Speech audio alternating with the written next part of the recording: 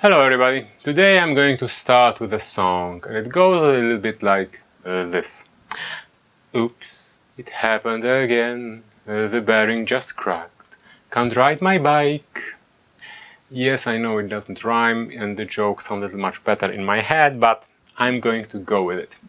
Because the alternative was something like, I'm too heavy for my bearings, too heavy for my bearings, and they just cracking.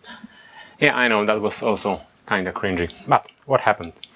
This is a freehub of my X-Cobra 144 engagement point rear hub. The reminder of the wheel is over here.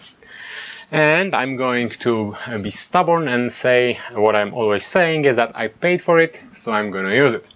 However, it has become obvious that I can't use it in its current state, because this is a 6903 bearing and this freehub has two of them inside. One is here and one is approximately here.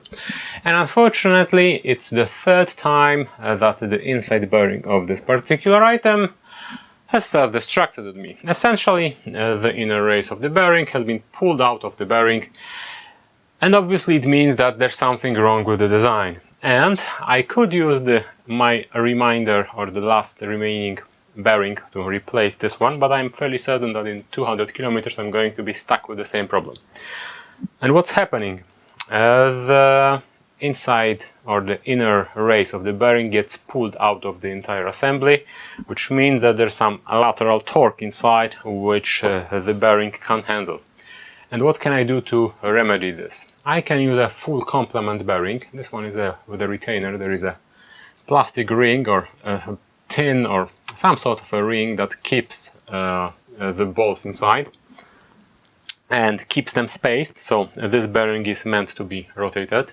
And if I use the bearing that only has balls inside, then it would be much better at withstanding loads applied to it. However, it's not really meant to be rotating. That's a bearing that's usually used, for example, in suspension pivots or other places like that.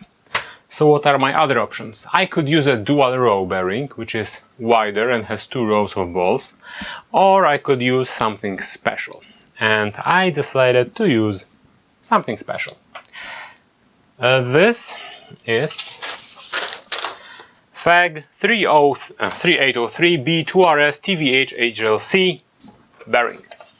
This is a dual row angular contact bearing which has the same dimensions as this one, which is the original. However, as you can see, it is a little bit wider because there's more stuff inside. However, because it is an angular contact, it means that it's much more effective at keeping or transferring lateral loads, which is precisely why this thing inside is failing on me. However, I need to machine a sleeve that's inside in this freehub in order to accommodate this bearing inside. And as a trivia, this thing cost approximately 1/6 of a price of the entire hub. But that's FAG, that's a kind of expensive brand, but a premium one. So I think I'm going to, or I hope I'm going to resolve my issue, because I paid for it, so I'm going to use it. Before I start, however, full disclosure, I don't have an inertial bearing puller, so I can't do it the proper way, and I need to hammer my way into the freehub anyway, because I have got corpse of a bearing inside. So I'm going to be using a hammer and a little bit of a, well, screwdriver action in order to get my way inside. Because at this point I neither have an opportunity to do it, and I kind of need to when it comes to the reminder of the bearing. So let's continue.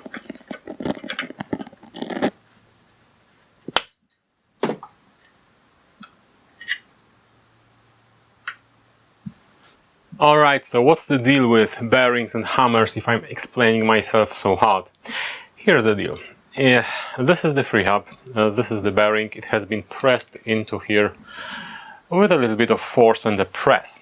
However, in order to get it out of there, I need to be hammering. It was installed on the outer race, and I need to hammer the inner race. Obviously, this may cause some sort of pitting because you are applying a shock to the inner race, which is transferred through the bolts, and it's then transferred to the outer race. The point of contact between the bolts and the races is fairly tiny, so the pressure is immense. This may cause pitting. However, if you're smart, if you think you're going to be pulling the bearing out using, or pulling the bearing like this one, which was installed on the outer race, by hammering the outer race, then you are in much bigger of a problem, because the bearing isn't going to be exiting the item, let me say, smoothly. It's going to be at weird angles, and this may cause the item to be destroyed, so not a good idea either way. I'm doing this because I don't have a press and because I'm stupid. However, if you are doing something like this for a customer, you need to have proper tools.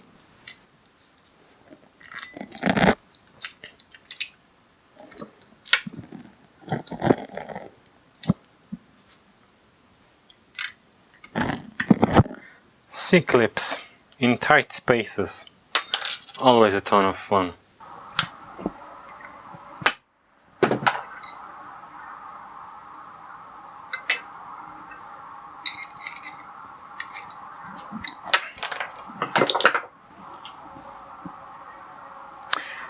I've got it out. Don't ask me how. Methods of getting something like this unstuck are usually sold on the dark web. However, now we have all the necessary things in order to install my new bearing, the old one, and the sleeve. Although we don't, I need to shorten this by 2 millimeters.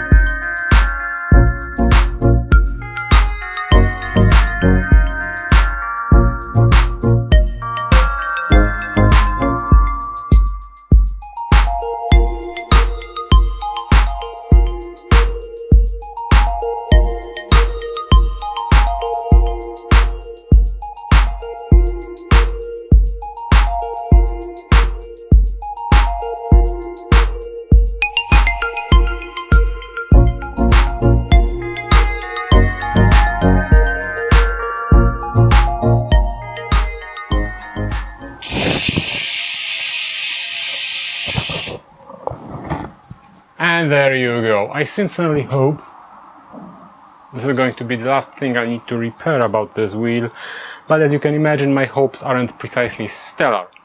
Anyhow, if this breaks, I'm going to inform everyone. If it doesn't, I'm going to inform everyone anyway.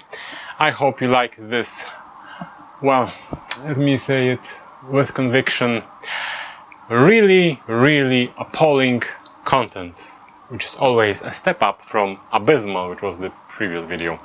Anyhow, I hope you liked it, and I hope to see you in the next one.